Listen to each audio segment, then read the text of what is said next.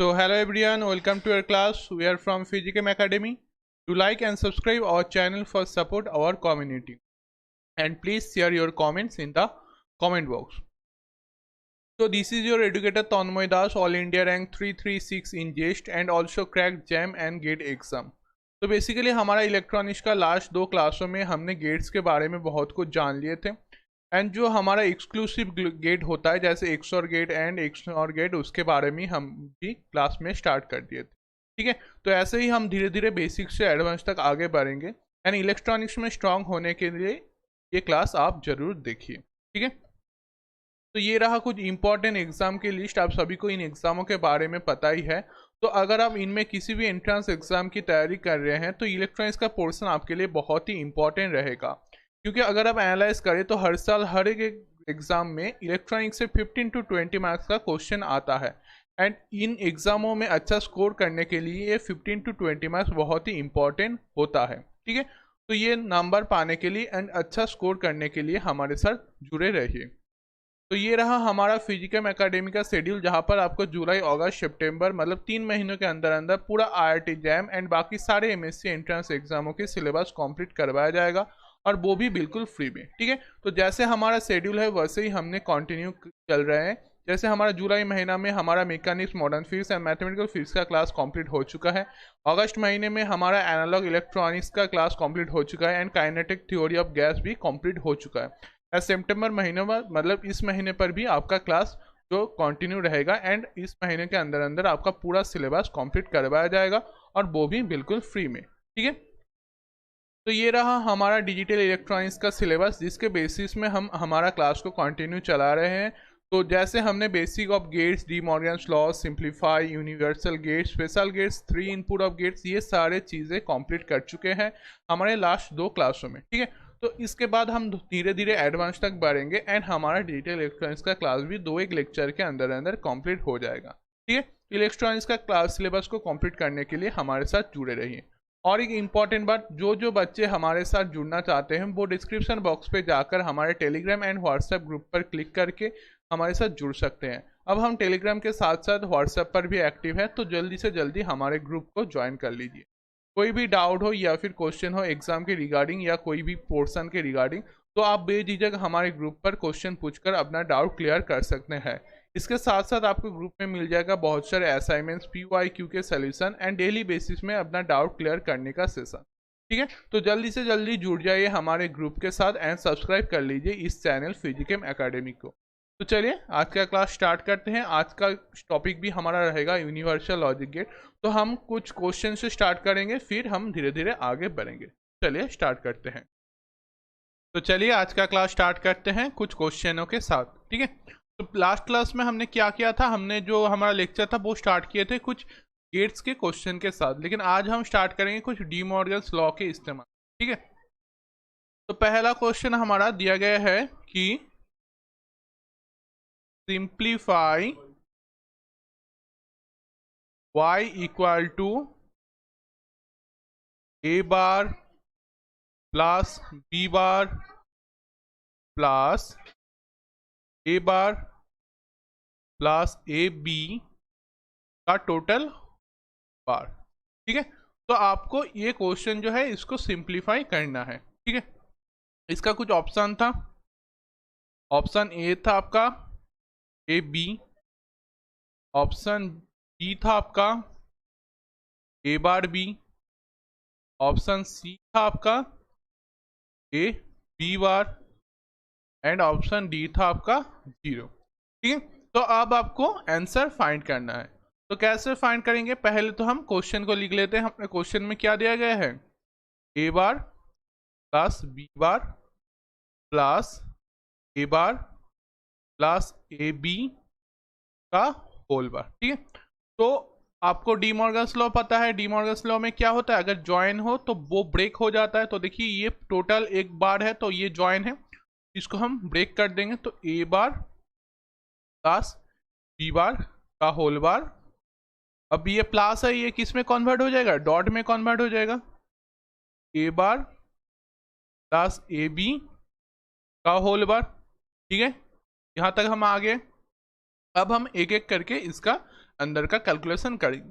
तो अब देखिए इसका भी डी मॉर्गन हो सकता है, इसका भी डी मॉर्गन लॉ यूज हो सकता है। तो देखिए ये दोनों ए बी जो है दो ज्वाइन है एंड बीच में प्लस है, तो ये क्या हो जाएगा, पहले तो ये ब्रेक हो जाएगा, तो ये डबल बार हो जाएगा क्योंकि पहले से एक बार था, और प्लस डॉट में कन्वर्ट हो जाएगा, A double bar dot B double bar. ठीक है, ये मिल गया हमें, बीच में डॉट था, इसमें भी क्या है ज्वाइन है, तो ये ब्रेक हो जाएगा, तो ए डबल बार हो जाएगा, प्लस था तो डॉट हो जाएगा एंड ए बी बार। ठीक है, ये हमें मिल गया। तो हमें एंड में क्या मिल रहा है, ए बी, और यहां पर क्या मिल रहा है, dot A into A B bar. अब देखिए ए बी बार, इसके ऊपर हम डी मॉर्गन्स लॉ यूज कर सकते हैं, तो चलिए यूज कर लेते हैं। तो ये ज्वाइन है, ये ब्रेक हो जाएगा बेसिकली, तो ए बी तो था हमारा, डॉट ए था, और ये किस में कन्वर्ट हो जाएगा, ए बार प्लस बी बार में। ठीक है, तो यहां तक हमारा आ गया। अब हम क्या करेंगे, सिंपल मल्टीप्लिकेशन करेंगे। तो ए बी रहने देते हैं, ए को मल्टीपल करते हैं तो क्या मिलेगा, A dot A bar plus A B bar. ठीक है, ये हमें मिल गया। तो आपको पता है अगर किसी को उसका बार से मल्टीपल कर दे तो वो जीरो देगा, तो ये क्या हो जाएगा, हमारा जीरो हो जाएगा। तो आखिर में आपको क्या मिला, ए बी और ए बी बार। ठीक है, तो अब इन दोनों का अगर मल्टीप्लिकेशन करते हैं तो क्या मिल रहा है, ए डॉट बी बार। तो देखिए ये जो दोनों है ये क्या है, एक को दूसरे का बार से मल्टीपल किया जा रहा है, ए डॉट जीरो आ रहा है यानी कि जीरो। तो ये रहा आपका आंसर जो है आपका जीरो, राइट आंसर। तो देखिए अगर आपको डी मॉर्गन्स लॉ को इस्तेमाल करना आता है तो आप कितने आसान तरीकों से इस क्वेश्चन को सॉल्व कर सकते हैं। ठीक है, तो कोई भी टफ नहीं था, सिंपल डी मॉर्गन्स लॉ का इस्तेमाल ही था। ठीक है, तो ये हो गया हमारा। अब हम नेक्स्ट क्वेश्चन की तरफ बढ़ते हैं।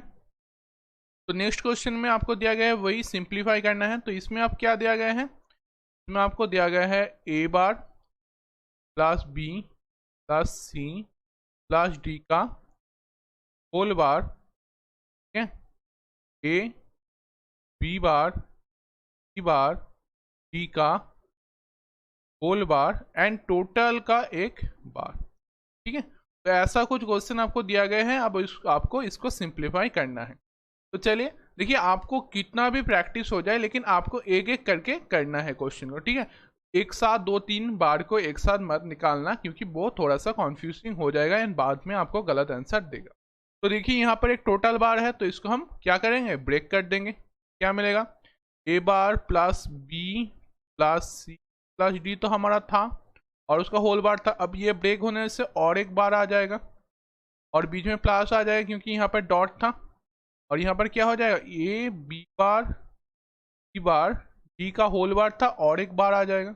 तो देखिए दो बार मतलब ये कैंसिल आउट हो जाएगा, यानी कि आपको क्या मिला, A bar plus B plus C plus D, और यहाँ पर क्या आएगा, इसमें भी बार निकल जाएगा, ए बी बार डी। ठीक है, तो ये मिल गया। अब हम क्या करेंगे, इसका मल्टीप्लिकेशन कर देंगे। तो मल्टीप्लिकेशन करने से क्या मिलेगा, A bar dot A bar D plus क्या मिल रहा है आपको, A B bar dot B, ये बी मल्टीपल हो रहा है, B dot C bar D. ठीक है, इसको ब्रैकेट के अंदर लेते हैं, प्लस अब सी मल्टीपल होगा, A B bar C bar dot C dot D, and last में डी मल्टीपल होना है, तो क्या होगा, A B bar C bar dot D. अब देखिए यहाँ पर ए बार डॉट ए है यानी कि ये क्या देगा, आपको जीरो देगा। बी बार डॉट बी है, ये भी जीरो देगा। सी बार सी है, ये भी जीरो देगा। तो आखिर में कौन सा वाला पार्ट आपका रह गया यहाँ पर, तो ये डी डॉट डी क्या होता है, डी ही होता है। तो आंसर क्या हुआ, ए बी बार बार। तो ये रहा आपका आंसर। ठीक है, तो देखिए यहाँ पर देखने में ये कितना टफ था, लेकिन अगर आपको डी मॉर्गन्स लॉ इस्तेमाल करना आता है तो आप बहुत ही आसान तरीकों से क्वेश्चन को सॉल्व कर पाएंगे। ठीक है, तो अब हम आगे बढ़ते हैं और कुछ क्वेश्चन कर लेते हैं। तो नेक्स्ट क्वेश्चन में आपको पूछा गया है सिंप्लीफाई वाई, सॉरी वाई नहीं लिखना है इसमें, ये 101 से ही जुड़ा हुआ क्वेश्चन है। तो सिंप्लीफाई क्या करना है, एक्स डॉट वाई बार का whole bar into Y bar plus Z का टोटल बार। ठीक, इसको हमें सिंप्लीफाई करना है, तो इसको हम ए से रिप्रेजेंट कर लेते हैं। तो क्वेश्चन को लिख लेते हैं एक्स वाई बार का whole bar and Y bar plus Z का टोटल बार। तो देखिए हम ये टोटल जो बार है इससे क्वेश्चन को स्टार्ट करेंगे सॉल्यूशन करना। ठीक है, तो ये ज्वाइन है, ये क्या हो जाएगा, ब्रेक हो जाएगा। तो कैसे ब्रेक होगा, एक्स वाई बार का बार तो था, अब और एक बार आ जाएगा, और डॉट था तो वो प्लस में कन्वर्ट हो जाएगा। तो वाई बार प्लस जेड का बार ये आ गया। अब देखिए यहाँ पर डबल बार है तो वो निकल जाएगा, तो क्या होगा एक्स वाई बार, और यहाँ पर क्या मिलेगा, ये एक होल बार है तो इसका डी मॉर्गन्स लॉ यूज कर सकते हैं। तो आपको क्या मिलेगा, वाई डबल बार, और प्लस है तो जेड डॉट आ जाएगा, तो जेड बार। यहाँ से आपको क्या मिला, एक्स वाई बार, और ये हो गया आपका वाई डॉट जेड बार। अब इन दोनों का मल्टीप्लिकेशन अगर कर दे तो हमें क्या मिला, X Y bar dot Y dot Z bar. तो देखिए यहाँ पर ये दोनों एक बार और उसका नॉर्मल से ये मल्टीपल हो रहा है, तो आपका आंसर क्या आएगा, वेट अ सेकेंड एक बार चेक कर लेता हूँ। सॉरी यहाँ पर एक प्लस साइन था बीच में, ये प्लस साइन था। ठीक है, तो ये एंड में यहाँ पर ये प्लस साइन होने के कारण यही आपका आंसर हो जाएगा। ठीक है, तो क्या आया आपका आंसर, आपका आंसर आ गया x Y bar plus Y Z bar. तो ये रहा आपका इस क्वेश्चन का आंसर। ठीक है, तो अब चलिए आगे बढ़ते हैं नेक्स्ट क्वेश्चन की तरफ। ठीक है, वेट अ सेकेंड। तो क्वेश्चन नेक्स्ट क्वेश्चन में आपको पूछा क्या गया है, इसमें भी सिंप्लीफाई करना है। y आपको दिया गया है A B bar into A plus C का whole bar plus A bar B और A plus B bar plus C bar का होल बार। ठीक है, तो आप इसको सिंप्लीफाई करना है, कैसे करेंगे, वही डी मॉर्गन्स लॉ इस्तेमाल करेंगे। तो ये पहले वाले में टोटल एक ज्वाइन है तो इसको ब्रेक कर देंगे, तो क्या मिलेगा, ए बी बार का बार, और ये बीच में डॉट था तो ये प्लस हो जाएगा, और ये ए प्लस सी का होल बार आ जाएगा। ये हो गया। अब ये जो ए बार बी है इसको रहने देते हैं, ए बार बी, और यहाँ पर ये जो तीनों एक बार के अंदर है इसको हम डिवाइड करने वाले हैं। तो ये क्या हो जाएगा, प्लस है तो डॉट में कन्वर्ट हो जाएगा, तो ए बार डॉट बी डबल बार होगा क्योंकि पहले से एक बार था, सी डबल बार हो जाएगा। तो ये हमें मिल गया। अब ये पहले वाले में डी मॉर्गन्स लॉ यूज करेंगे, तो क्या होगा, ए बार प्लस बी डबल बार क्योंकि पहले से एक बार था, फिर प्लस, अब ये किस में कन्वर्ट हो जाएगा, ए बार डॉट सी बार में क्योंकि ज्वाइन था, प्लस ए बार बी, अंदर क्या आ रहा है आपका, ए बार सी आ गया। अब हम इसका थोड़ा सा मल्टीप्लिकेशन कर ले तो हमें आखिर में क्या मिल रहा है, A bar plus B plus A बार बार। अब इसका मल्टीप्लिकेशन कर ले, ए बार क्या होगा, ए बार ही हो जाएगा, तो ए बार बी सी। ठीक है, ये हमें ये तीनों टर्म मिल गया। अब हम क्या करेंगे, हम ये ए बार एंड ये टर्म को कॉमन ले लेंगे, इसमें ए बार को कॉमन ले लेंगे, तो हमें क्या मिलेगा, 1 प्लस बी सी मिलेगा, एंड बाकी क्या रह रहा है, B plus A bar C bar. ठीक है, अब देखिए हमें पता है बी सी का कोई भी वैल्यू हो, यहाँ पर एक 1 तो हमें मिल रहा है तो आखिर में ये 1 ही रहेगा, तो ये 1 प्लस बी सी यानी कि बी सी का कोई भी इसका डिपेंडेंट फॉर्म नहीं है, तो आखिर में क्या आएगा, ए बार आ जाएगा, A bar plus B plus A bar C बार। अब हम क्या करेंगे, अब हम ए बार को और एक बार कॉमन ले लेते हैं। ठीक है, और एक बार वेट अ सेकेंड, और एक बार कॉमन ले या फिर और कुछ कर सकते हैं, हम एक बार देख लेते हैं। तो हाँ, और एक बार कॉमन ले लेते हैं। तो ए बार, इस पर क्या आएगा 1 प्लस सी बार कॉमन जाएगा, और प्लस बी तो आपका था ही। तो देखिए यहाँ पर भी आपका 1 है, यानी कि सी बार के ऊपर ये डिपेंड नहीं करेगा, तो यहाँ पर ए बार मिल जाएगा, ए बार प्लस बी। तो देखिए इसके ज़्यादा हम सिंप्लीफाई नहीं कर सकते, तो आपका आंसर क्या आएगा ए बार प्लस। ठीक है, तो ये आपका सॉल्यूशन हो गया। तो देखिए कितना बड़ा टर्म था यहाँ पर, वो हम सिंप्लीफाई डी मॉर्गन्स लॉ को इस्तेमाल करके कितना अच्छे से सिंप्लीफाई कर पा रहे हैं। ठीक है, तो ये हो गया हमारा आज का चौथा क्वेश्चन। अब हम आज का लास्ट क्वेश्चन की तरफ बढ़ते हैं। ठीक है, तो ये जो क्वेश्चन है ये बहुत ही इजी है, आप 2-4 क्वेश्चन प्रैक्टिस कर लेंगे तो आपको बाद में बहुत ही आसान लगेगा। तो आज का लास्ट क्वेश्चन जो है उसमें आपको दिया गया है ए की bar plus A bar B का whole bar to A plus B. ठीक है, तो अब इसका सिंप्लीफाई करना है, कोई बात नहीं, ये पहले वाले टर्म को डी मॉर्गन्स लॉ यूज कर लेते हैं। ए बी बार का होल बार आ जाएगा और बीच में डॉट आएगा क्योंकि प्लस था, तो ए बार डॉट बी का होल बार आएगा, और यहाँ पर क्या आएगा ए प्लस क्या आ जाएगा। तो अब हम क्या करेंगे, इन दोनों में डी मॉर्गन्स लॉ यूज करेंगे, तो ये क्या हो जाएगा ए बार प्लस बी का डबल बार आ जाएगा क्योंकि पहले से था, और यहाँ पर डॉट है, और इसमें क्या होगा ए डबल बार होगा प्लस बी बार होगा, और यहाँ पर क्या था ए प्लस बी था।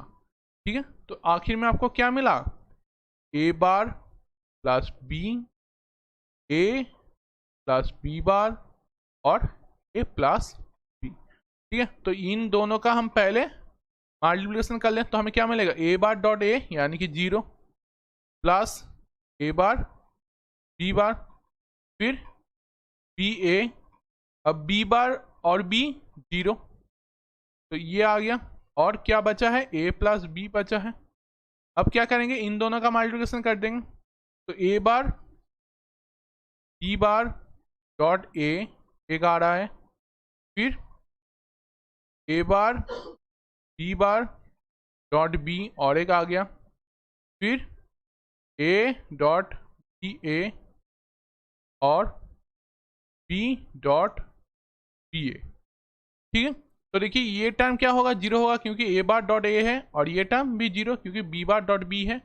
तो हमें आखिर में मिला क्या A B plus A B, तो यानी कि आपका आंसर क्या आया ए, तो ये रहा आपका आंसर। ठीक है, तो देखिए ये जो आपका डी मॉर्गन्स लॉ का हमने आज 5 क्वेश्चन कर लिए, इतना काफ़ी है आपको समझने के लिए। एंड देखिए आपको कितना आसान तरीकों से डी मॉर्गन्स लॉ का क्वेश्चन कर सकते हैं। ठीक है, तो एग्जाम में भी इतना ही बेसिक क्वेश्चन आपको पूछा जाएगा, आपको सिंपली सिंप्लीफाई करना होगा। ठीक है, तो चलिए अब हम बढ़ते हैं आज का नया टॉपिक के तरफ। तो देखते हैं क्या है आज का नया टॉपिक। तो आज का नया जो टॉपिक है वो है हमारा एक नॉट गेट सॉरी। तो लास्ट क्लास में हमने एक्सऑर गेट करके हमारा क्लास को एंड किया था, तो आज हम स्टार्ट करने वाले हैं एक नॉट गेट। ठीक है, तो एक नॉट गेट देखने में कैसा होता है आपको यहाँ पर दिखाया गया है। देखिए ए बी आपका इनपुट होता है एंड एक आउटपुट होता है। तो बेसिकली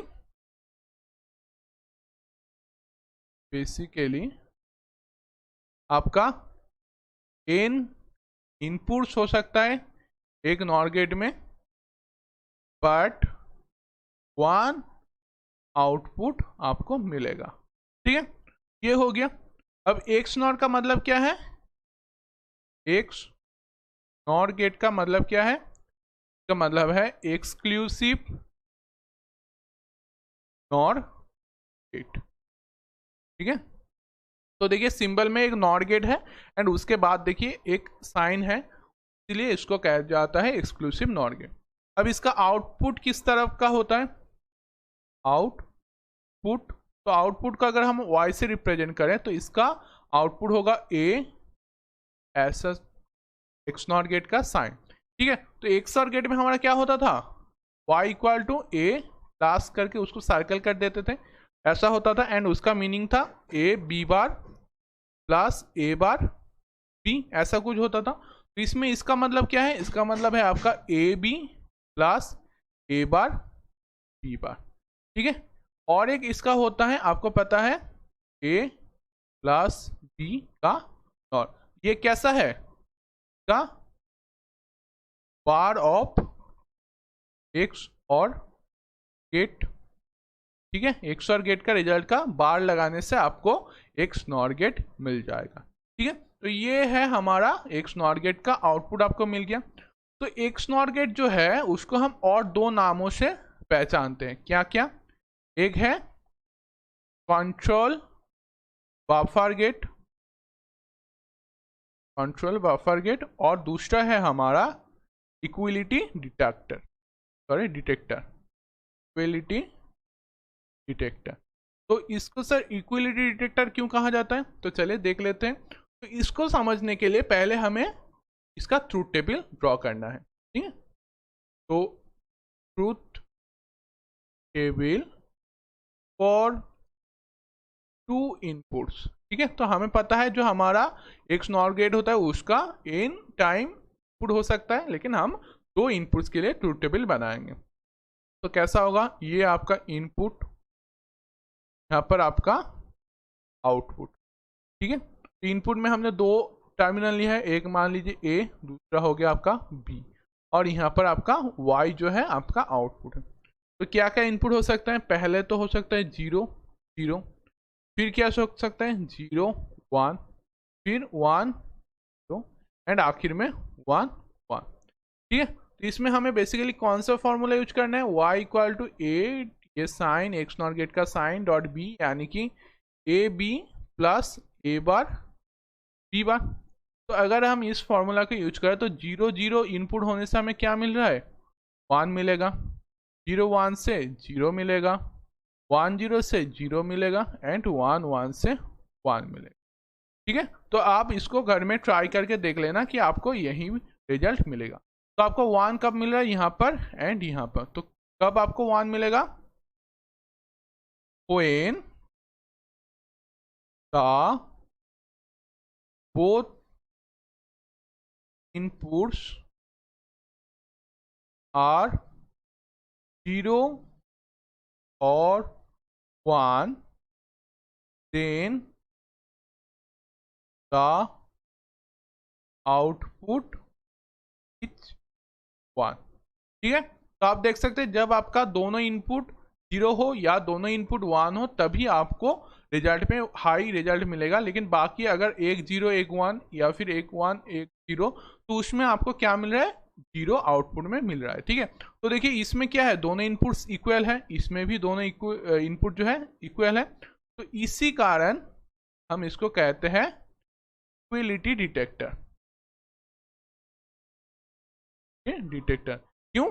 क्योंकि देखिए हमें तभी हाई रिजल्ट मिलेगा जब हमारा दोनों इनपुट इक्वल है। ठीक है, तो इससे आपको पता चल जाएगा कि कब हमारा दोनों इनपुट इक्वल है, कब हमारा दोनों इनपुट जो है इक्वल नहीं है। ठीक है, तो ये रहा हमारा बेसिक एक्स नॉर गेट का 2 इनपुट के बेसिस में।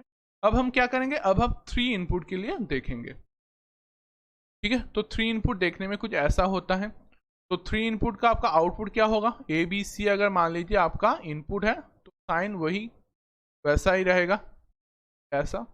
ठीक है, तो अगर हम इसमें वैल्यू पुट कर दें ए, इसको हम ए बी जो है इसको हम एक मान लेते हैं, सी प्लस ए डॉट का बार डॉट सी का बार। ठीक है, अब आपको पता है ये चीज का क्या होता है? एक्सर गेट का रिजल्ट देता है हमें। तो अंदर क्या होगा? A B plus A bar B bar dot C, और ये क्या हो जाएगा? ये हो जाएगा आपका एक्सर गेट का रिजल्ट सी बार। ठीक है, तो अब अगर आप मल्टीप्लिकेशन कर ले, A B plus A bar B bar dot C plus A bar plus A B bar dot C bar. ठीक है, तो आखिर में आपको 3 इनपुट्स के लिए जो आउटपुट का फॉर्म मिलेगा वो कुछ इस तरीके का होगा। ठीक है, अब हम क्या करेंगे? अब हम बेसिकली इसका जो ट्रूथ टेबल होता है उसको बनाएंगे। तो देखिए आपको यहाँ पर इसका ट्रूथ टेबल देखने को मिल रहा है। ठीक है, तो यहाँ पर क्या हो रहा है? देखिए 0 0 0। ठीक है, इसमें हमें 1 मिल रहा है। अब 1 1 1 पे हमें 1 मिल रहा है, 1 1 पे हमें 1 मिल रहा है, यहाँ पर देखिए 1 1 पे हमें 1 मिल रहा है, ठीक है। बाकी तीनों के लिए 0 मिल रहा है। तो देखिए इसमें कितना है, इसमें 1 है, तो इसमें ऑट, इसमें ऑट, ये कैसा है, ये इवन है, ये कैसा है, ऑड है, ये कैसा है आपका, ये आपका इवन है, ये कैसा है, इवन है, ये कैसा है, ये आपका ऑड है, ठीक है। तो आपको बेसिकली क्या देखने को मिल रहा है कि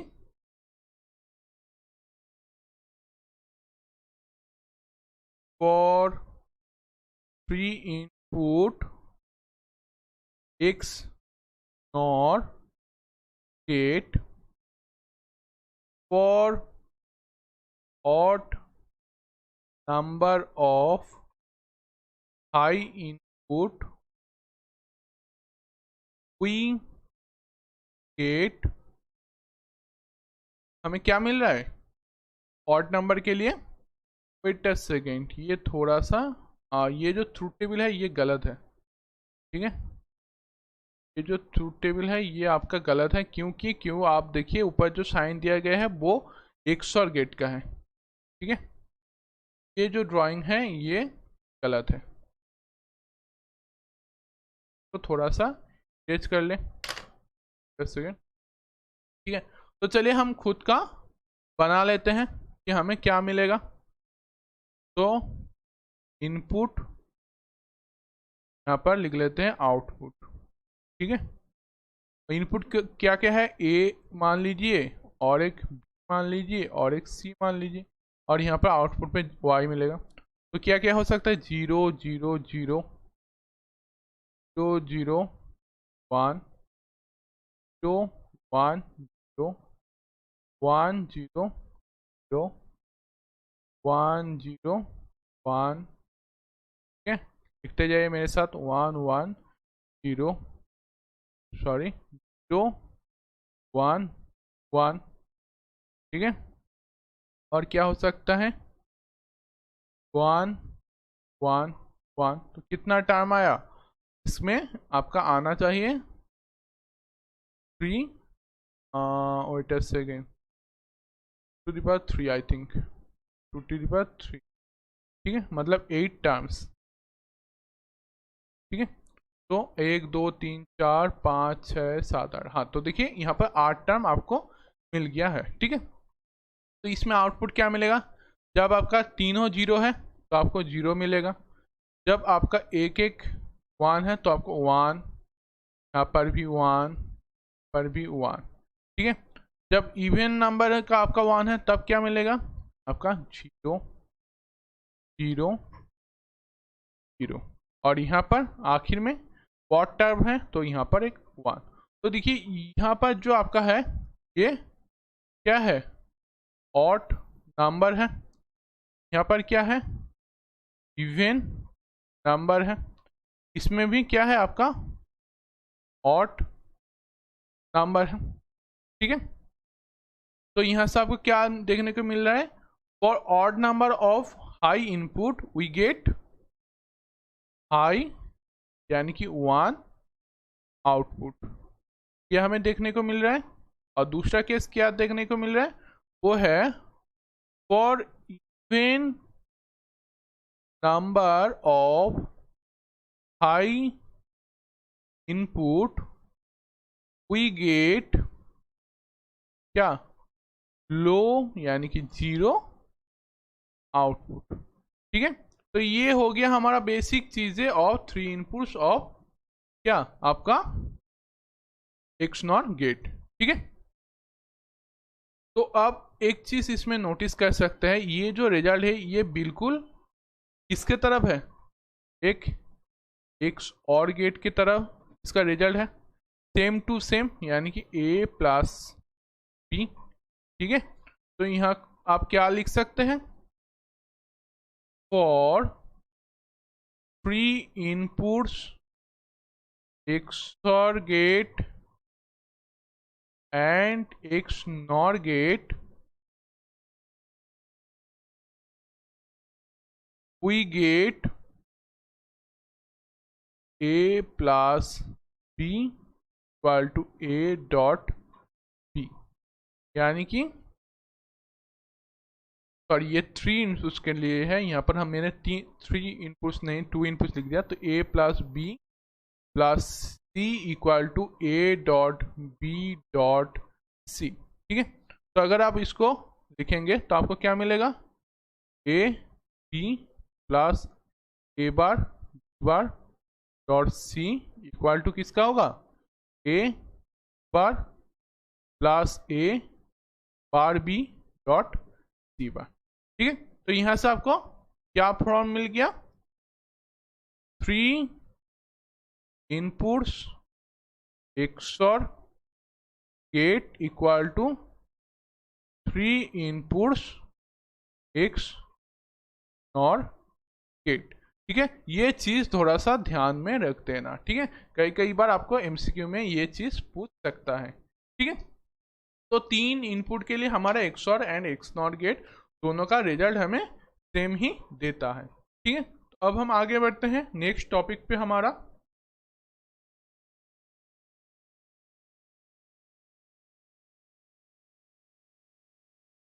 तो नेक्स्ट टॉपिक है हमारा बेसिक ऑफ बुलियन अलजेब्रा, ठीक है। बेसिक ऑफ बुलियन अलजेब्रा में हम कुछ नए टर्म्स सीखेंगे, ठीक है, जो हमारा बुलियन अलजेब्रा का बहुत ही बेसिक टर्म होता है। तो क्या क्या है, पहला हमारा जो टर्म है वो है SOP, ठीक है। तो SOP का मतलब क्या है, टर्म ऑफ प्रोडक्ट, ठीक है। और दूसरा क्या है, दूसरा है हमारा POS, इसको हम कहते हैं प्रोडक्ट ऑफ टर्म, ठीक है।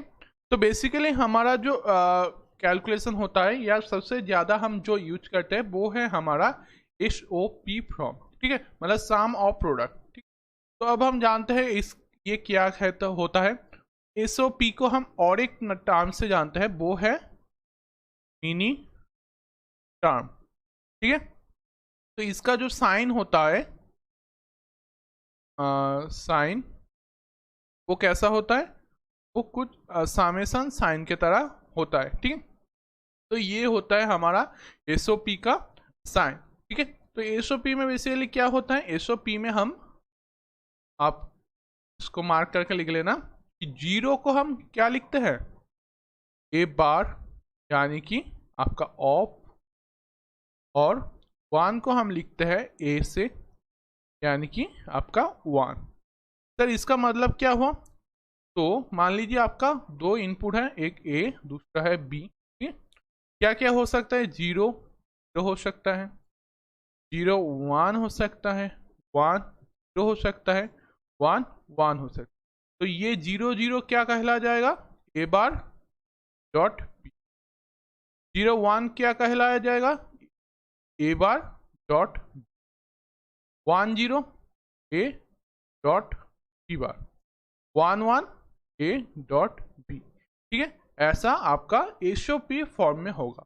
और एक देख लेते हैं एक्स वाई जेड, मान लीजिए क्या क्या हो सकता है, 0 0 0 0 0 1 2 1 0 1 0 0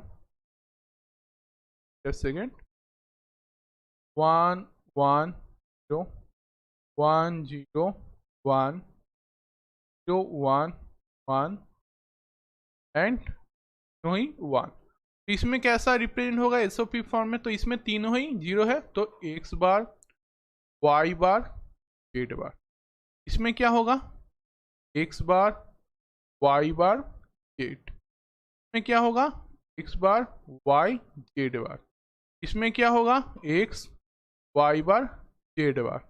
इसमें क्या होगा, x y z बार। इसमें क्या होगा, x y बार z। इसमें x bar y z।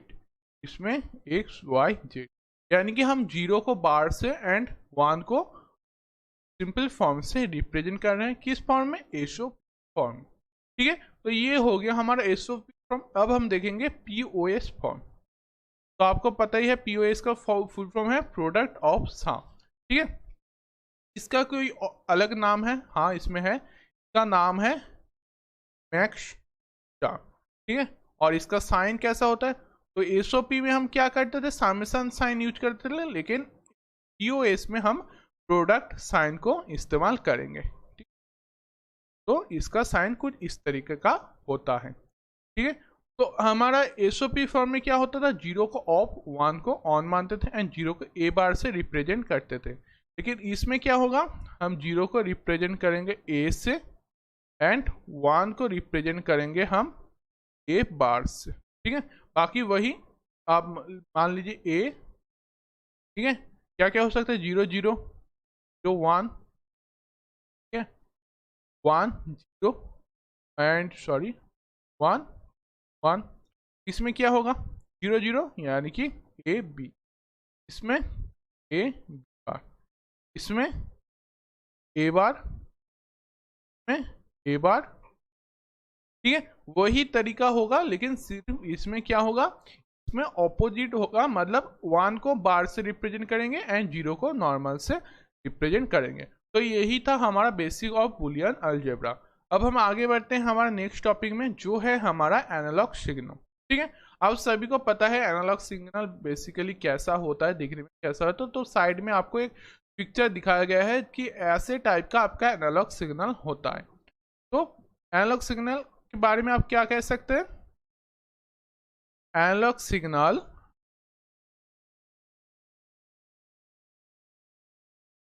which has finite amplitude lies between given time interval। ठीक है, तो आपको ये जो साइड में पिक्चर दिखाया गया है उसमें देखिए एक टाइम इंटरवल के आपको सिग्नल दिखाया गया है, और इसमें कोई एम्पलीट्यूड का लिमिट नहीं, वो इन्फानाइट तक लॉन्ग भी हो सकता है। ठीक है, तो हम इसका कुछ डेफिनेशन जान लेते हैं। Definition of analog signal. ठीक है, क्या होता है एनालॉग सिग्नल का डेफिनेशन? तो चलिए कलर चेंज कर लेते हैं। वेट अ सेकेंड, कलर में लिखे में लिखे। ठीक है, तो पहला क्या है, इट इज या फिर it's fine for each and every interval, यानी कि वैल्यू ऑफ टाइम। ओके, तो हम इसको किसी भी इंटरवल ऑफ टाइम के डिफाइन कर सकते हैं।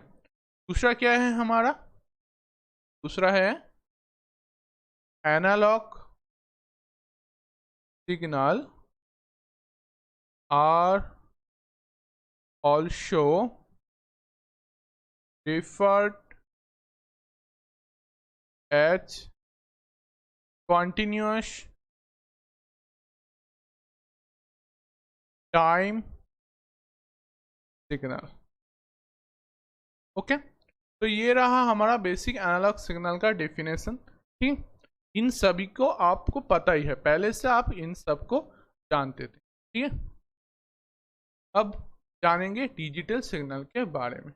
ठीक है, तो यहाँ पर आपको डिजिटल सिग्नल का एक ड्राइंग दिखाया गया है कि डिजिटल सिग्नल देखने में कैसा होता है। अब इसका डेफिनेशन अगर आप लिखना चाहे तो वो कुछ इस तरीके का होता है कि in this we have only two amplitude labels, either high यानी कि 1 और लो यानी कि 0। ठीक है, आपको साइड में ड्राइंग में भी दिखाई दे रहा है कि में दो लेवल होता है, एक तो आपका हाई, दूसरा आपका। ठीक है, तो डिजिटल सिग्नल नहीं काफी है।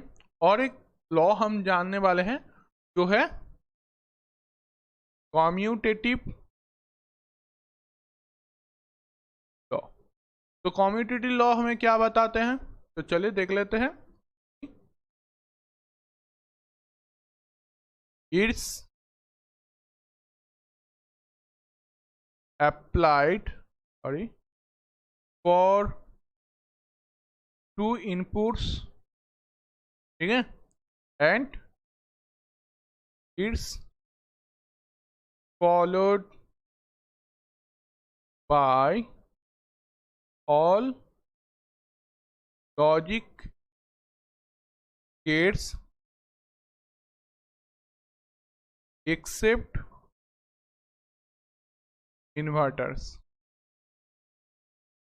ठीक है, तो ये हो गया कॉम्यूटेटिव लॉ के बारे में कुछ रूल। अब हम जानेंगे कि क्या क्या कॉम्यूटेटिव लॉ है हमारा। ठीक है, तो पहला जो है हमारा a plus B equal to होता है b प्लस ए।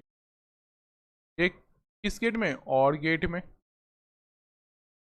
दूसरा क्या है, a dot equal to dot A किस गेट में, एन गेट में। एन गेट में मल्टीप्लिकेशन होता है हमारा। तीसरा क्या है, A plus equal to B plus A, कौन सा गेट, एक XOR गेट। चौथा क्या है आपका, A dot B equal to dot A, XNOR gate हो गया आपका। फिफ्थ क्या है आपका, ए प्लस बी का बार इक्वल टू बी प्लस ए का बार, ये आपका नॉर गेट हो गया। सिक्स्थ आपका क्या है, ए डॉट बी का whole bar equal to B dot A का होल। ये कैसा गेट आपका, NAND गेट। ठीक है, तो ये सारे गेट के लिए एप्लीकेबल है, सिर्फ किसके अलावा, इन्वर्टर यानी कि नॉट गेट, ये वैलिड नहीं। अब नेक्स्ट स्टेप में हम क्या करेंगे, एसोसिएट लॉ फॉर फ्री। अब हम थ्री इनपुट्स के लिए कुछ लॉ देखेंगे। ठीक है, पहला है A plus B plus C equal to क्या होता है, ए प्लस बी प्लस, ये किसके लिए, और गेट के लिए। सेकेंड क्या है हमारा, सेकेंड है आपका A dot B dot C equal to A dot B dot C, ये किसके लिए, एंड गेट के लिए। तीसरा हमारा है A plus B plus C equal to A plus plus C. ठीक है, ये किसके लिए आपका, एक XOR गेट के लिए।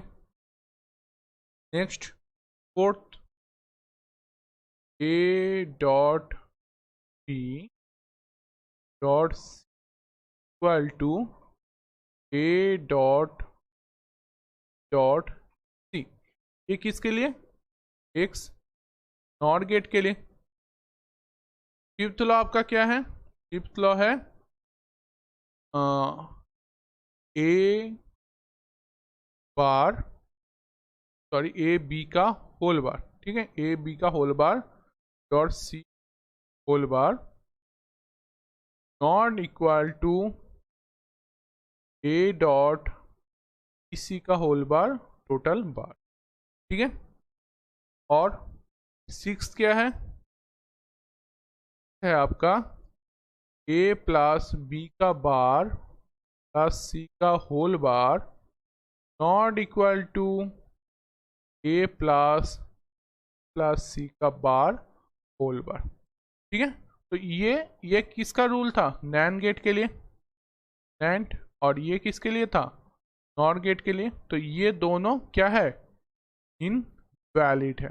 ठीक है, ये दोनों रूल आपका इनवैलिड है, बाकी रूल आपको फॉलो कर रहा है बाकी गेटों के। ठीक है, तो ये थोड़ा सा जो फॉर्मूला है ये बहुत ही आसान है, आपको ज़्यादा ध्यान में रखना नहीं होगा, ये सिंपल है। ठीक है, फिर भी ये लास्ट दो ये थोड़ा सा ध्यान में रख देना, क्योंकि कई बार आपको एग्जाम में पूछा जाता है। ठीक है, और एक चीज़ हमें पता है कि 3 इनपुट्स XOR इक्वल टू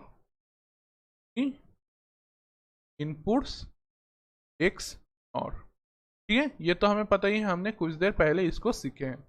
तो चलिए अब हम आगे बढ़ते हैं हमारा आज का लास्ट टॉपिक में। ठीक है, तो इसके बाद हम क्या करेंगे? इसके बाद हम half adder and full adder के बारे में जानने वाले हैं। ठीक है, लेकिन उससे पहले हम क्या करेंगे? थोड़ा सा बाइनरी सम के बारे में जान लेते हैं, क्योंकि एडिंग होता है तो इसके लिए हमें थोड़ा बहुत जो एडिंग का फॉर्मूला होता है उसको जानना जरूरी है। ठीक है, तो क्या है? 1 प्लस 0 आपका क्या होता है? आपको पता है 1 होता है। 0 प्लस 0 आपका क्या होता है? 1 होता है। 0 प्लस 1 1 होता है। तो ये क्या हो गया आपका बेसिक जो समेशन होता है, ये आपका आप लोग सभी को जानते हैं। नेक्स्ट 1 प्लस 1 को हम क्या लिखते हैं? 10। ठीक है, यानी कि 1 0, 10 नहीं, बेसिकली 1 0 लिखते हैं। 1 प्लस 1 प्लस 1 को हम क्या लिखते हैं? 1 1। ठीक है, ये लिखते हैं। ये जो दोनों चीज़ है ये हमें थोड़ा सा ध्यान में देखना है। तो देखिए 1 1 अगर प्लस हो जाए तो हमें क्या मिले? 1 0 मिले। तो यहाँ पर देखिए, यहाँ पर कितना था? 1 बाइट था। यहाँ पर भी हमारा 1 बाइट था, लेकिन यहाँ पर हमें 2 बाइट देखने को मिल रहा है। ठीक है, तो इसमें क्या होता है? ये जो 0 है इसको हम कहते हैं सम, और ये जो 1 है इसको हम कहते हैं कैरी। ठीक है, वैसे ही 1 प्लस 1 प्लस 1। ठीक है, तो यहाँ पर हमें क्या मिल रहा है? 1 1। तो ये 1 बाइट का, ये भी 1 बाइट का, ये भी 1 बाइट का, लेकिन यहाँ पर देखिए 2 बाइट हमें मिल रहा है, जिसमें ये 1 है हमारा सम, ये 1 है हमारा कैरी। ठीक है, इसको ये कैरी कर रहा है। ठीक है, तो ये तो हो गया बेसिक समेशन के लिए। सर अगर थोड़ा सा टफ समेशन हमें दिया जाता है तो चलिए कुछ समेशन ट्राई कर लेते हैं। जैसे मान लीजिए 1 1 1 1 और नीचे दिया गया है 0 1 तो 1। ठीक है, तो इसका अगर समेशन करें तो क्या मिलेगा? ये 1 1 समेशन होने से क्या मिलेगा हमें? 10 0 यहाँ पर, फिर 1 है तो 1 के साथ ये 1 कैरी हो रहा है। यहाँ पर क्या था? 0 हमें साम मिल रहा है, लेकिन इसके साथ एक 1 है हमारे पास, तो ये इसके साथ प्लस हो जाएगा, तो 1 1 10। फिर यहाँ पर एक 1 कैरी हो जाएगा। तो देखिए यहाँ पर 1 1 पहले से है और एक 1 यहाँ पर इसके साथ जुड़ रहा है, तो 1 प्लस 1 यानी कि 1 0, फिर एक 1 मतलब 1 1। तो यहाँ पर एक 1 रहने देते हैं, एक 1 हमारे साथ एक्स्ट्रा है यानी कि वो कैरी, तो वो इसके साथ जो ऐड हो जाएगा, तो 1 0 यानी कि 0 1। तो देखिए यहाँ से आपको क्या मिल रहा है? 1 0 1 0 0। ठीक है, तो देखिए इसमें 4 बाइट्स था, इसमें भी 4 बाइट्स था, लेकिन यहाँ पर हमें 5 बाइट्स है। ठीक है, इसका मतलब क्या है? ये जो 4 बाइट है इसको हम क्या कहेंगे? इसको हम सम कहेंगे, लेकिन ये जो 1 है इसको हम कहेंगे कैरी। ठीक है, वैसे ही और एक देख लेते हैं। देखिए 1 1 0 1 1 और नीचे दिया गया है 1 1 1 0 1। इसका अगर सम करें तो क्या मिलेगा? 1 1 10, ये 1 इसके साथ जो ऐड हो जाएगा तो यहाँ पर 10, यहाँ पर 0 1 है तो 1 इसके साथ ऐड हो जाएगा, तो यहाँ पर 10, यहाँ पर एक 1 ऐड होगा, लेकिन यहाँ पर पहले से 2 1 है तो 1 1 हो जाएगा। आपके पास और एक 1 है, वो जाकर इसके साथ लगेगा, तो 1 1 और एक 1 यानी कि 1 1। तो आपको आखिर में क्या मिल रहा है, 1 1 1 0 0। ठीक है, तो ये कितने बाइट का था, 5 बाइट्स का था। ये कितने का था, 5 बाइट्स का था। यहाँ पर आपको कितना मिल रहा है, 6 बाइट्स का मिल रहा है। तो इसका मतलब ये जो लास्ट 5 बाइट्स है ये क्या कहलाएगा, ये साम कहलाएगा, और ये आगे जो 1 है ये है आपका कैरी। ठीक है, तो ये सिंपल सा आपको जो सामिस एडिंग का फॉर्मूला होता है वो आपको पता है, और बाकी जो सामिसन या फिर जो डिवाइडिंग या सब्सट्रैक्शन जो होता है वो तो आपको पता ही है, बाइनरी में कैसे सब्सट्रैक्ट होता है, कैसे ये होता है। फिर भी हम नंबर सिस्टम जब करेंगे तो आपको उसमें भी ये सब चीज़ हम डिटेल्स में करवाएंगे। लेकिन अभी हमें जो half adder and full adder के लिए जितना जरूरी है, ये साम एंड कैरी का जो नॉलेज आपको जितना जरूरी है वही आपको यहाँ पर सिखाया जा रहा है। ठीक है, बाकी जो डिटेल्स ऐड करना, सब्सट्रैक्ट करना, ये सारे जब नंबर सिस्टम पर आएंगे आपको तो उसमें आपको डिटेल्स में सीख पाएंगे। ठीक है, तो ये हो गया, आपको पता चल गया कि साम क्या होता है, कैरी क्या होता है। तो ये दोनों चीज क्लास में बहुत ही इंपॉर्टेंट होगा। ठीक है, तो चलिए आज का क्लास यहीं पर एंड करते हैं, मिलते हैं कल 6 बजे, और उसमें हम स्टार्ट करेंगे कुछ क्वेश्चन के साथ एंड एक नया टॉपिक से एक नया क्लास को स्टार्ट करते हैं। ठीक है, तब तक बाय बाय।